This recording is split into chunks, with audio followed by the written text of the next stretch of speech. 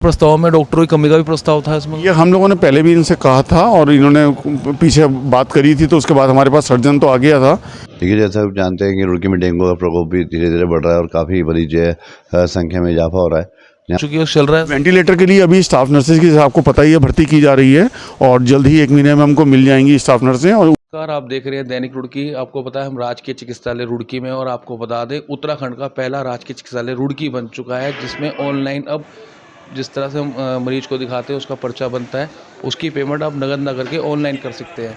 तो यहाँ पर सुविधा शुरू हो चुकी है, जिसका आज शुभारंभ नगर विधायक प्रदीप बत्रा के द्वारा किया गया है। हम बात करेंगे, विधायक जी क्या कहना चाहेंगे। आज आपने जो यहाँ शुभारंभ करा है, इनॉग्रेशन करा है जो ऑनलाइन पेमेंट का, और यहाँ पर हम देखा डेंगू वार्ड का भी आपने निरीक्षण करा, और भी समस्याएं जानी सरकारी अस्पताल की, क्योंकि इस समय जो सीजन देख रहे हैं जगह जगह बीमारियाँ फैल रखी है उसको लेकर।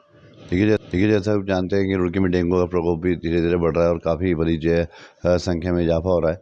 यहाँ पर मैंने व्यवस्थाएं जांच करी कि यहाँ पर डेंगू पेशेंट आ रहे हैं, उनका इलाज हो रहा है नहीं हो रहा है, प्लेटलेट्स की कमी तो नहीं है और ब्लड की कमी तो नहीं है। तो इन सब के बारे में मैंने CMS कंसल जी से जानकारी ली और एक बहुत अच्छा कार्य उन्होंने यहाँ पर शुरू करा है जो ऑनलाइन पेमेंट का।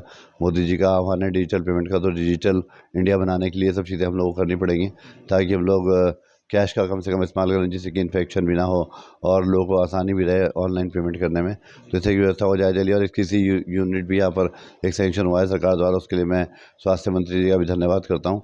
और जो कमियाँ हैं यहाँ पर डॉक्टर की, उसके लिए आज ही मैं DG हेल्थ को बात करूँगा कि आप फिजिशियन और एक पैथोलॉजिस्ट यहाँ पर दे दें। हम लोगों ने आज सबसे पहला हॉस्पिटल है जो हमारा UPI पेमेंट से हम लोगों ने यहाँ पर पैसे का शुरू करा है। अब पेशेंट को पर्ची के लिए खाली कैश लाने की जरूरत नहीं पड़ेगी। अगर मोबाइल में पैसे उसके जमा हैं किसी भी मोड में, तो UPI से पेमेंट करके वो अपने पर्ची या जांचों के लिए अपना पेमेंट कर सकता है। तो जो डिजिटल इंडिया का जो मिशन है गवर्नमेंट ऑफ इंडिया का और हमारी स्टेट गवर्नमेंट का, उसको हम लोगों ने साकारात करने की कोशिश करी है यहाँ पर। दूसरा, हम लोगों ने जो भी CPS की मीटिंग हुई थी, तब विधायक जी बाहर गए हुए थे, उस दिन मीटिंग में नहीं आ पाए थे।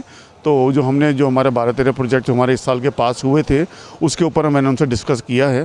तो उन्होंने वादा किया है कि जल्दी ही 2 या 3 प्रोजेक्ट जो सिविल वर्क के हैं वो CPS के CSR मद से या उनके द्वारा खुद के विधायक निधि से पूर्ण करा दिए जाएंगे। आपके द्वारा रखे गए प्रस्ताव में डॉक्टरों की कमी का भी प्रस्ताव था इसमें। ये हम लोगों ने पहले भी इनसे कहा था और इन्होंने पीछे बात करी थी, तो उसके बाद हमारे पास सर्जन तो आ गया था, लेकिन अभी भी फिजिशियन की नियुक्ति नहीं हो पाई है। ENT सर्जन और एक पीडियाट्रिशियन की नियुक्ति की गई थी, लेकिन दोनों के द्वारा ही 1 माह बीत जाने के उपरांत भी उनके द्वारा ज्वाइनिंग नहीं दी गई है।